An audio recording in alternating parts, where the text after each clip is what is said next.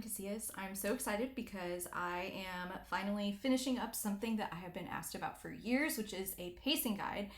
And I was really just going to make it for 7th grade, 8th grade, and Algebra, because those are the resources that I make.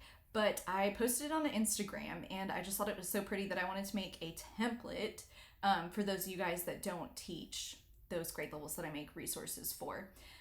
So I thought I would show you how the template works as I am making Unit 1 for Algebra 1. So let me shrink myself really quick.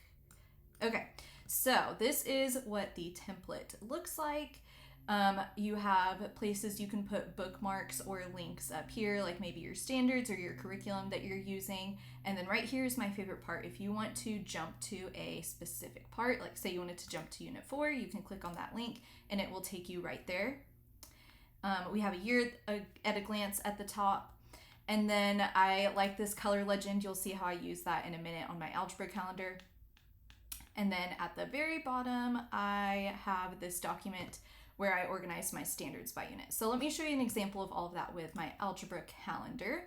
So at the top, I have important links, my year-long bundles, and then I have all of the units right here, and I listed out the units. You can jump to it like I showed you.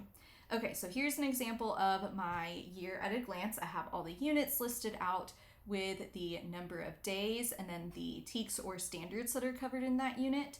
And then resources, this is just the unit bundles and the unit videos.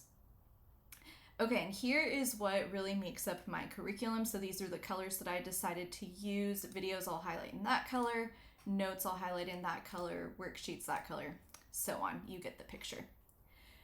Okay, so for each unit, I have a little header on each of them with some unit info, the number of days, and then again, just important links for that unit I put right here. I like to put simplified skills that I need to cover in that unit just to kind of picture where I'm going. And then I listed out the standards and details right here. So this kind of just gives me an overview of the unit. And then for each day, I list out the skill. And then as you can see, I have my assessments highlighted in a certain color so that those kind of stick out to me. And then this is an example of what I would put underneath each skill, just the things that I need to teach for that day. So there's a link to the video, the notes, worksheets, etc. So mine are linking to my TPT store, but if you keep your resources in Google Drive, it's really easy to link it on this calendar. And then this section right here is just any little notes you want to add to yourself, totally optional. But I put a note that this lesson could be skipped or combined with this one. And then at the very end, here is an example of what that standards document looks like. So I have Unit 1 right there, and then I listed the TEKS and their description. Obviously, I need to fill it in for the other units. But I find this helpful whenever I'm planning and I'm wondering where a certain TEK falls in my curriculum. It's right there.